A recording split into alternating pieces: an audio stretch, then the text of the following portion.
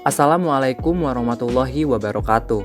Halo semuanya, perkenalkan nama saya Ihsan Maulana dengan nomor induk mahasiswa 21011007. Saya berasal dari Prodi Manajemen Kelas A, Institut Manajemen Guyata Indonesia. Dibuatnya video ini adalah tidak lain untuk memenuhi tugas mata kuliah Business Environment dengan dosen pengampu Bapak Ce Gunawan, SEMM. Selamat menyaksikan. Apa itu lingkungan bisnis? Lingkungan bisnis adalah nilai keseluruhan dari individu, institusi, maupun kekuatan lain yang berasal dari luar kontrol perusahaan. Selanjutnya yaitu komponen-komponen lingkungan bisnis. Menurut sebagian pakar ekonomi, lingkungan bisnis dapat diklasifikasikan menjadi dua bagian, yaitu lingkungan internal dan juga lingkungan eksternal. Lingkungan internal dipengaruhi oleh yang pertama yaitu tenaga kerja.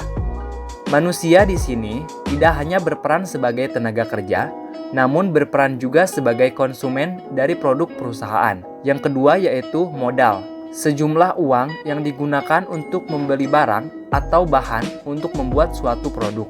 Yang ketiga yaitu material. Material sangat berpengaruh sekali terhadap kelancaran produksi, sebab merupakan faktor utama dalam proses produksi. Yang keempat yaitu peralatan produksi, meliputi peralatan atau perlengkapan yang menunjang faktor produksi sebuah perusahaan. Dan yang kelima yaitu cara kerja, merupakan suatu pelaksanaan kerja produktif, misalnya pengambilan keputusan, pemberian ide yang bertujuan agar pengelolaan sumber daya ekonomi dapat berjalan dengan lancar. Selanjutnya yaitu lingkungan eksternal. Lingkungan eksternal terbagi lagi menjadi dua, yaitu lingkungan mikro dan juga lingkungan makro. Faktor yang mempengaruhi lingkungan mikro. Yang pertama yaitu pemerintah. Pemerintah di sini berperan sebagai pihak yang mengendalikan, mengatur, dan mempengaruhi kebijakan sebuah organisasi.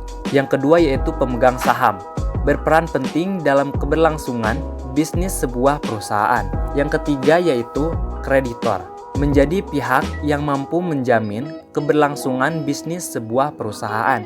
Yang keempat yaitu pesaing, organisasi lain sejenis yang memperebutkan sumber daya terutama konsumen. Yang kelima yaitu publik, masyarakat untuk sebagai objek pemasaran bisnis sebuah perusahaan tentunya dapat menilai produk-produk yang dihasilkan. Yang keenam yaitu distributor, berfungsi sebagai penghubung antara perusahaan sebagai pihak produsen dan masyarakat sebagai konsumen yang membuat fungsinya sangat penting dalam keberlangsungan perusahaan. Yang ketujuh yaitu pemasok, merupakan organisasi yang menyiapkan sumber daya berupa bahan baku bagi organisasi lain. Dan yang kedelapan yaitu konsumen, pihak yang menikmati barang maupun jasa yang diproduksi oleh sebuah perusahaan dan membayarnya sebagai timbal balik dari kegiatan tersebut. Selanjutnya yaitu faktor yang mempengaruhi lingkungan makro. Yang pertama yaitu lingkungan ekonomi, yang kedua yaitu teknologi, yang ketiga yaitu politik hukum, yang keempat yaitu sosial kultur, yang kelima yaitu global, dan yang keenam yaitu bisnis teknologi dan informasi. Selanjutnya yaitu sikap pembisnis dalam menyikapi lingkungan bisnis yang semakin dinamis. Yang pertama yaitu pengamatan lingkungan, meneliti lingkungan terhadap kejadian atau masalah penting yang mungkin dapat mempengaruhi suatu organisasi. Yang kedua yaitu menerjemahkan faktor-faktor lingkungan.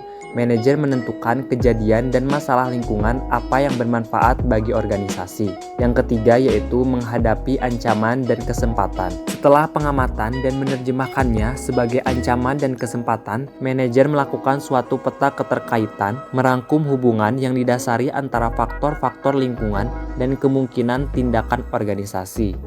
Mungkin hanya itu saja yang bisa saya sampaikan. Wassalamualaikum warahmatullahi wabarakatuh.